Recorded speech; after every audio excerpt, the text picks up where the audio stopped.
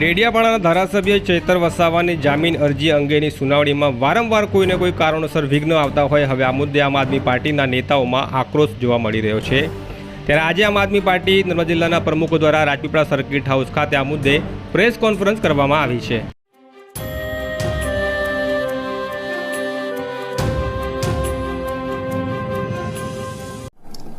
5/7/2025 રોજ ડેડિયાપાડાના લોકલાડીલા ધારાસભ્ય ચૈતરભાઈ વસાવાઓ જેઓ સંકલનની મિટિંગમાં ડેડિયાપાડા ખાતે ઉપસ્થિત હતા અને ત્યાં ગાડી સંજયભાઈ વસાવા દ્વારા કહેવામાં આવી રહ્યું છે કે અમારી પર એક ગ્લાસ મારવાથી આજે મર્ડર જેવી ઘટના અને 307 જેવી કલમો આજે લગાડવામાં આવી છે।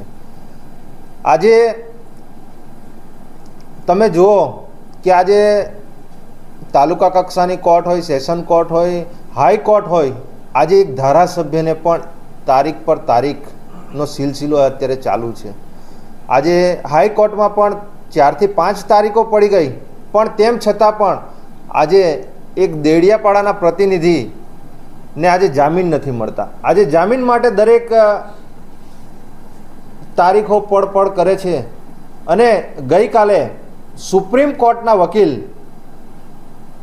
વિક્રમભાઈ ચૌધરીજી જેઓ પોતે હાઈકોર્ટમાં આવ્યા હતા અને તેમણે જજજીને રજૂઆત કરી કે આ કેસને ચલાવવામાં આવે, પણ તેમ છતાં પણ જે સરકારી વકીલો છે, સરકારી વકીલો કહે છે કે અમે હડતાલ પર છીએ। આજે તમે કોઈ પણ સરકારી ઓફિસે, કલેક્ટર ઓફિસ હોય, જિલ્લા પંચાયત હોય કે કોઈ પણ ઓફિસ હોય, આજે દરેક સરકારી કર્મચારીઓ એ પોતાની ફરજ નિભાવતા હોય છે। ત્યાં ગાડી ખાનગી વકીલો હતા, એ ખાનગી વકીલો એ લોકો હડતાળ પર છે, નહીં કે સરકારી વકીલ। સરકારી વકીલશ્રીઓએ બીજા તમામ કેસો ચલાવ્યા, પણ જ્યારે ચૈતરભાઈનો જે કેસ ચલાવવાનો હતો એ કેસ ચલાવવામાં આવ્યો નથી અને સરકારી વકીલ કંઈક ને કંઈક જજ સાહેબ સામે બહાનું કાઢી અને એમણે અગાઉની તારીખ માંગી। જ્યારે સુપ્રીમ કોર્ટના વકીલ કહે છે કે ચૈતરભાઈને આવતીકાલની તારીખ આપો, પણ તેમ છતાં પણ 15 દિવસ બાદની તારીખ આપે છે। એટલે અહીંયા ગાડી ક્યાંક ને ક્યાંક અહીંયા સ્પષ્ટપણે દેખાય છે કે ભારતીય જનતા પાર્ટી જે ડબલ એન્જિનની સરકાર છે અને જે ભારતીય જનતા પાર્ટીના નેતાઓ છે એમાં 2500 કરોડ રૂપિયાનું કૌભાંડ હોય કે પછી રોડ રસ્તા બાબતે ચૈતરભાઈ પ્રશ્ન ઉઠાવતા હોય, આજે આરોગ્યનો પ્રશ્ન હોય, શિક્ષણનો પ્રશ્ન હોય, બેરોજગારીનો પ્રશ્ન હોય, તમામ મુદ્દાઓ પર ચૈતરભાઈ વસાવા હંમેશા એ લડતા આવ્યા છે। એમની પર ખોટા ને ખોટા કેસો કરી અને ક્યાંક ને ક્યાંક ટ્રાઇબલ વિસ્તારનો અવાજ, ગુજરાતનો અવાજ આ ભારતીય જનતા પાર્ટીના નેતાઓ પ્રશાસનને આગળ કરીને એ લોકો ક્યાંક ને ક્યાંક દબાવી રહ્યા છે, એવું અહીંયા સ્પષ્ટપણે દેખાઈ રહ્યું છે।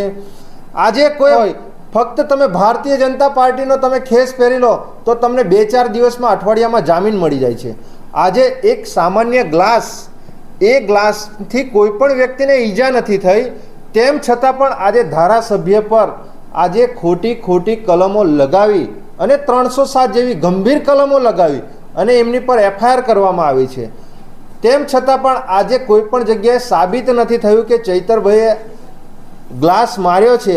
પ્રશાસન પાસે અને ભારતીય જનતા પાર્ટીના નેતાઓ પાસે અમે મોઢું ફાડીને અમે માંગી રહ્યા છે કે લાવો તમે અમને આ CCTV ફૂટેજના પુરાવા, તેમ છતાં આ લોકો નથી, પ્રશાસન અમને આપતું નથી, ભારતીય જનતા પાર્ટીના કોઈ નેતાઓ નથી આપતા અને અમને આ તારીખ પર તારીખનો જે સિલસિલો છે એ કોઈ રીતે આ પ્રશાસન અને આ કોર્ટમાં જે ધક્કા ખવડાવી રહ્યા છે એ ખૂબ જ શરમજનક બાબત છે। આજે ચૈતરભાઈ એ સમગ્ર ગુજરાતનો અવાજ છે। ચૈતરભાઈ બિરસા મુંડાનું એક સ્વરૂપ છે। બિરસા એક અવાજ બની, જેવી રીતે અંગ્રેજોની સામે આદિવાસી સમાજ ઝૂક્યો નથી, ત્યારે હમણાં આ કાળા અંગ્રેજો જેવી રીતે આ ચૈતરભાઈ પોતાના વિસ્તારમાંથી અને સમગ્ર ગુજરાતનો અવાજ ઉઠાવી રહ્યા છે, તો એમનો અને આદિવાસી સમાજનો અવાજ દબાવવાનો ક્યાંક ને ક્યાંક પ્રયત્ન કરી રહ્યા છે। અંગ્રેજો સામે ઝૂક્યા તો આ ભારતીય જનતા પાર્ટીના જે નેતાઓનું જે દમન છે, ખોટા કેસમાં એ લોકો અમને આરોપીઓ બનાવે છે। અમે આ ભારતીય જનતા પાર્ટીના જે અમારો અવાજ દબાવવાનો પ્રયત્ન કરે છે, અમે આ ભારતીય જનતા પાર્ટીથી પણ અમે ડરવાના નથી, અમે ઝૂકવાના નથી.